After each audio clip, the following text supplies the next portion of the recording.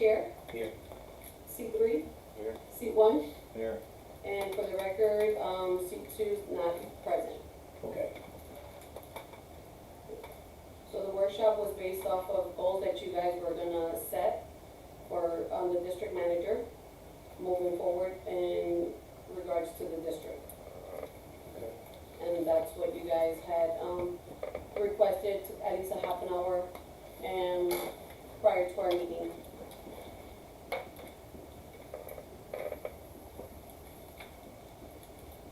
Anybody on the board want to open it up with, the discussion of the workshop for the district manager's goals? I guess also that would include, to evaluate the district manager going forward.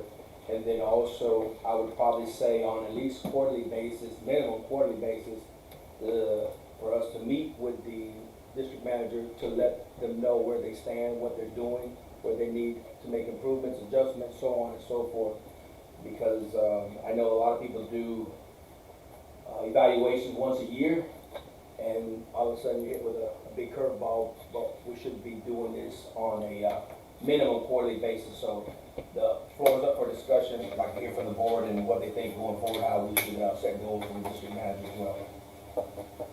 Started. Go right ahead. So, I think, you know, this is kind of like a short and long-term goal. It's going to be a little, I think the first year will probably be a little tricky because we're kind of starting from scratch. But to start, I think what I would like to see, I don't know if the board agrees on this, but I would like to see more metrics, more numbers around things that we're doing. So, like for example, you know, you sent those emails on the mowing, right? I would like to, because I'm probably the greenest out of the greenest. I don't know the streets like you guys do. I mean, I try to drive around, but I would like to see numbers like, oh, we mowed 3 miles this week, and, you know, 2 miles. Same thing with the swells. Once we kind of start rolling with that, I would like to see, all right, we did two miles of swells. We did half a mile of swells this week. So something like KPIs. Yeah. Yeah. Like I think every meeting would be good if we can kind of have like KPIs of what's. Cause I like the emails that you're sending out. I would just like to see a little bit more numbers, just so that we're able to kind of gauge like previous month, last month. You know, what's your target for next month, or for the quarter, and you know, just kind of around everything. You know, I'm trying to learn more of that side, and I think that'll help me at least understand, because I can put it better in numbers than just kind of see, oh, we mowed 2 streets, we're in the process of working on this road, we redid the asphalt here, how much asphalt was it, you know what I mean? Like I would like to see more numbers around everything, just to make it easier to understand, I think. So when it says KPIs, when we say KPIs, it's abbreviated, but it stands for key performance indicators. Yeah. So we know, boom, you said you were gonna do, for instance, we set goals for you to do, let's say 5 miles a month, and you came up and did 4.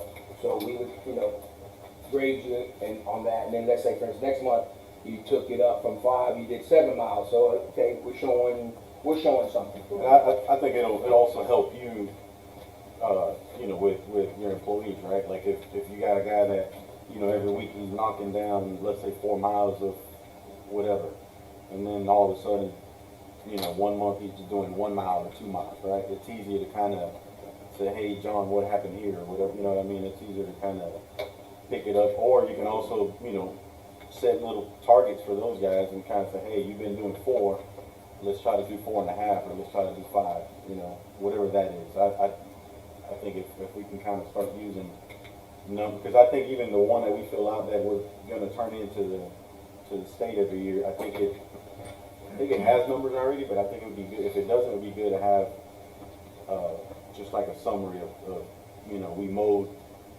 300 miles in 2024. Gotcha. You know? You know about how many times a year you gonna mow all of Ventura? Every 2 months, we're completely, like, from front to back. It takes 2 months. Yes. And you have to do And that that's, sorry, how many times a year? that would be 6 times a year.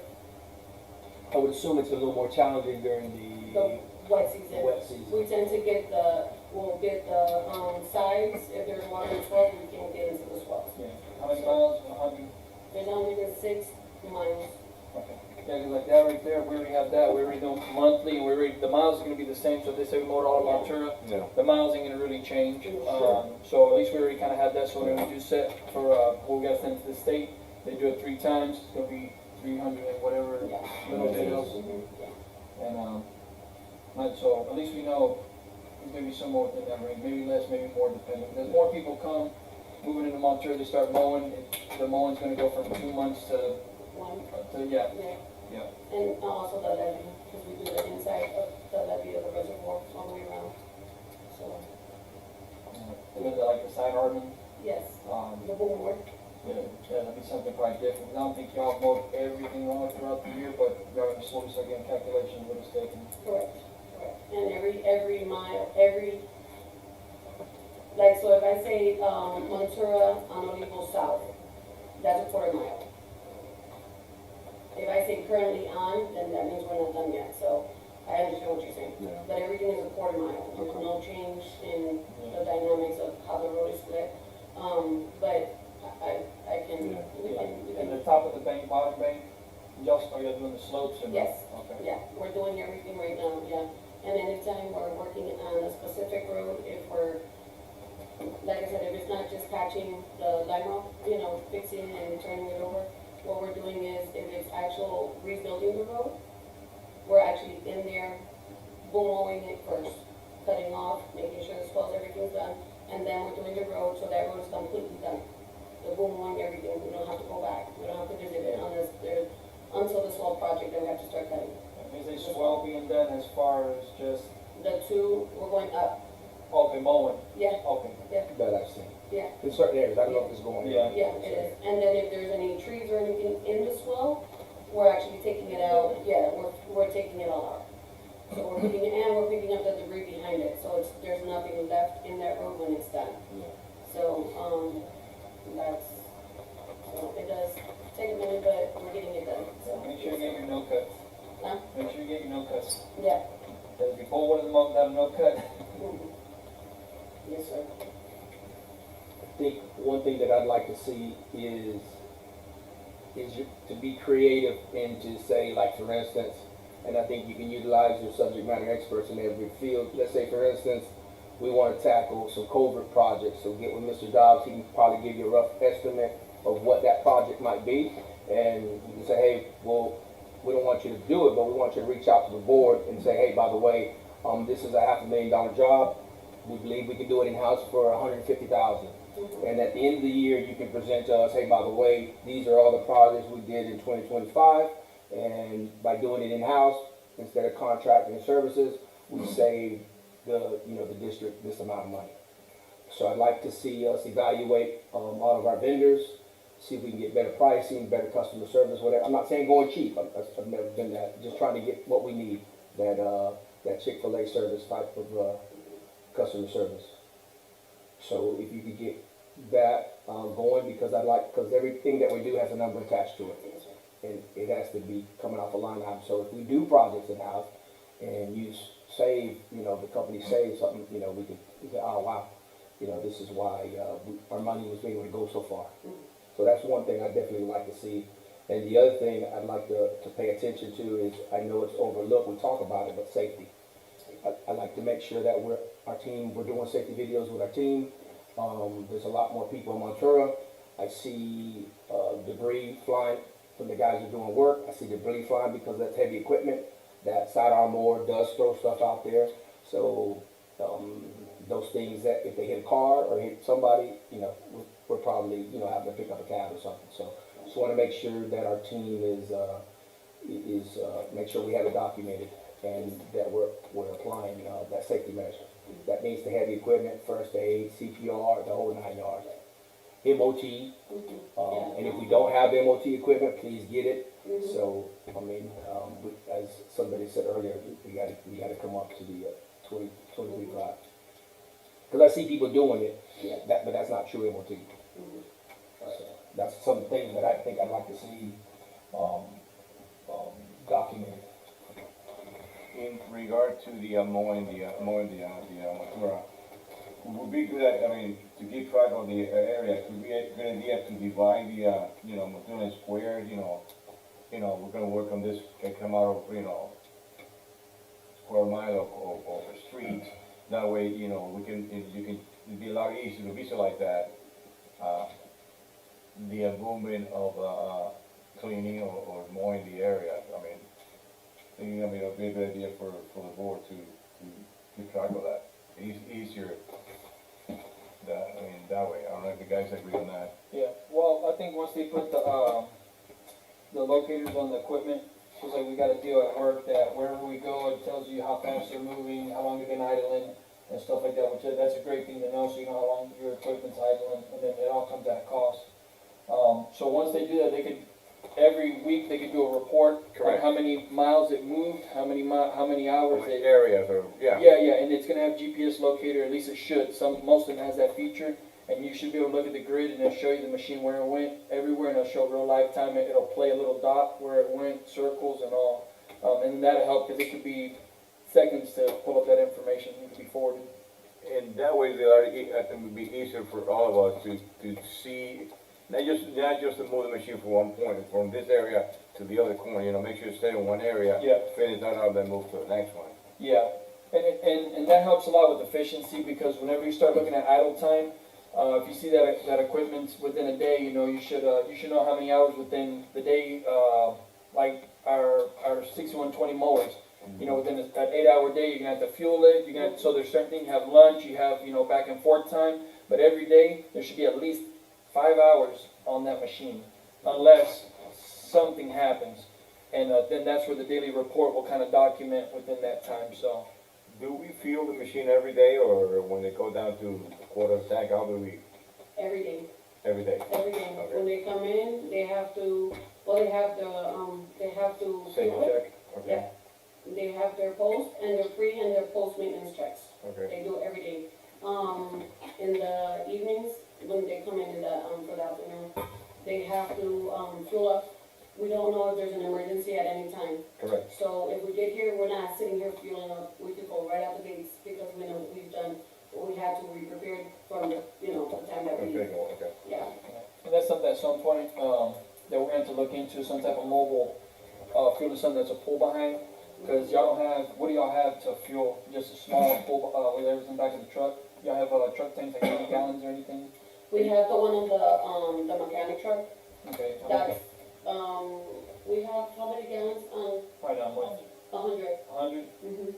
Yeah. Yep. Cause they got bigger ones that you could put, diesel and gas, Yes. and it'll be good for them to be able to have that. Yeah. Yeah.